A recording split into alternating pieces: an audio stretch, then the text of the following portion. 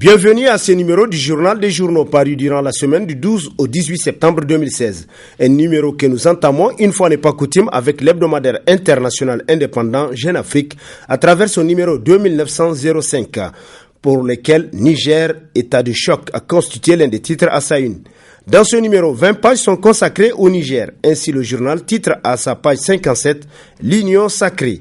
Selon Jeune Afrique, malmené depuis plus de 40 ans par les coups d'État et les rébellions, et nonobstant le Tazartier prôné pendant ces 10 ans au pouvoir par Mamadou Tanja, le Niger a longtemps fait figure de pays instable.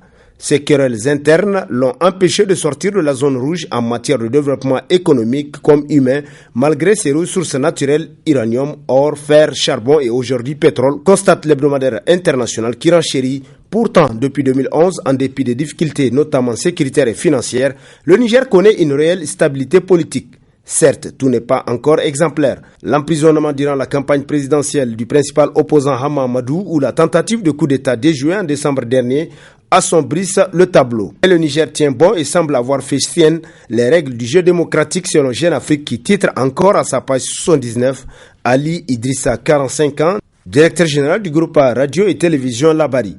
D'après le journal, Ali Idrissa sait qu'il a contribué au changement du Niger en donnant la parole à tout le monde, y compris aux opposants.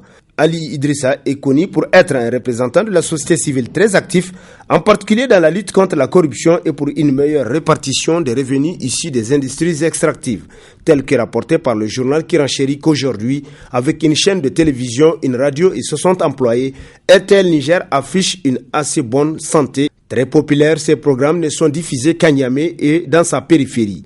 Ali Idrissa espère émettre un jour sur tout le territoire national et même créer au Niger une chaîne internationale comme Africa 24 selon Jeune Afrique. Quant aux parutions de la place à l'image de l'hebdomadaire Le Sens de l'Histoire, formation du gouvernement, rumeurs et spéculations a constitué l'un des titres à sa une. D'où tiennent-ils leurs informations ces 10 heures d'aventure?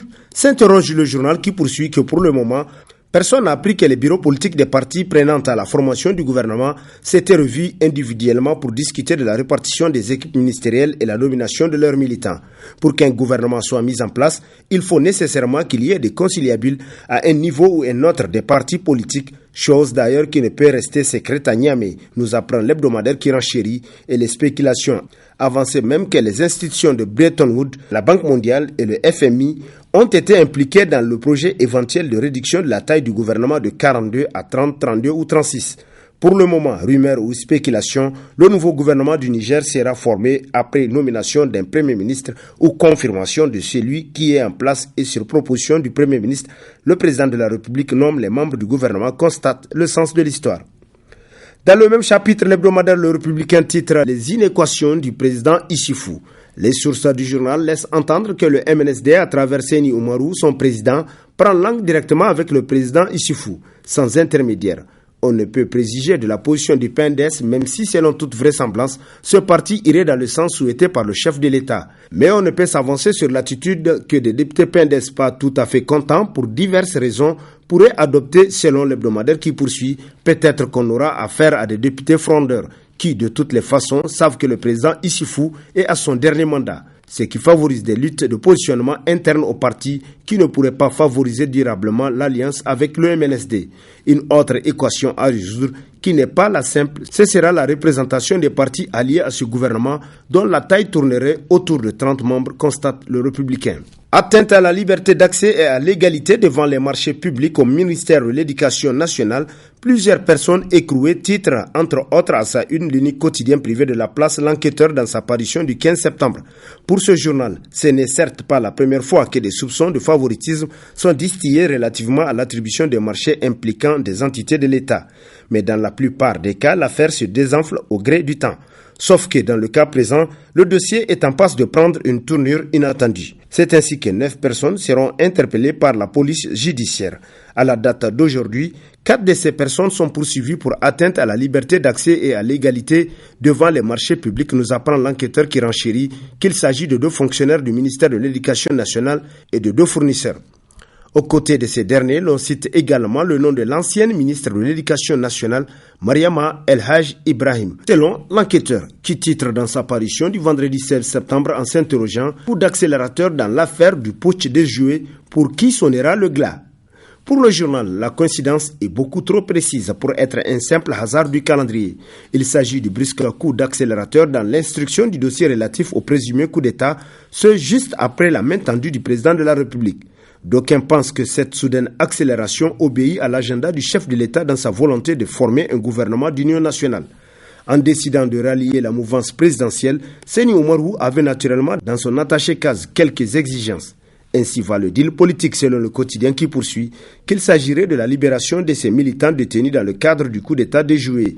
Dans tous les cas, et surtout pour ne pas perdre la face, le régime se doit de sacrifier quelques hommes civils ou militaires, nous apprend l'enquêteur. Politique, l'honorable Soumana Sanda recouvrira sa liberté le 18 prochain, s'exclame dans ses colonnes l'hebdomadaire L'actualité pour qui, en effet, pendant que tous ses camarades et amis s'apprêtait à lui réserver un accueil digne de son statut, le régisseur de la prison de Saï leur annonça sans sourciller qu'il ne lèvera le pied que le 18 prochain, la date d'inculpation étant le 18 du mois d'arrestation. Qu'à cela ne tienne, les militants et militantes du Modem Faloumana attendront. Ils le feront d'autant plus qu'ils savent le moral de l'honorable Soumana Sanda intact, tel que rapporté par le journal qui poursuit qu'enfin, autre raison de taille. Ils savent aussi qu'avec sa sortie des geôles du Gouri, la lutte va prendre, à n'en point douter, une nouvelle tournure, puisqu'à partir de sa sortie, Soumana ne sera pas un simple individu, mais tout de même un honorable député national, qui plus est jouit d'une immunité le mettant à l'abri de certaines formes de tracasseries policières, souligne l'actualité. Dans sa rubrique Nation l'hebdomadaire, l'autre observateur titre « Utilisation des services de télécommunication au Niger », le dictat des sociétés téléphoniques. Pour ce journal, en plus du fait que le Niger dispose actuellement des tarifs de télécommunication les plus chers de la sous-région, il ne se passe pas un seul jour sans que les abonnés ne se plaignent de tel ou tel autre service des sociétés téléphoniques ou même des vols récurrents sur les unités des clients. Pire, elles changent les règles du jeu comme bon leur semble. Les clients sont mis devant les faits accomplis sans aucune forme d'avertissement, constate l'hebdomadaire qui renchérit qu'ils subissent à leur corps défendant les dictats de ces multinationales étrangères sans que personne ne lève le doigt pour dire ça suffit. Tout se passe comme s'il n'y a pas de réglementation au Niger. Et pourtant, nous avons l'ARTP, l'agence de régulation des télécommunications et de la poste, constate l'autre observateur. Et sur ce prend fin le présent numéro de la revue de presse. Prochain rendez-vous, plaise à Dieu dans une semaine avec toujours la même passion de vous servir. Bonne lecture et au revoir.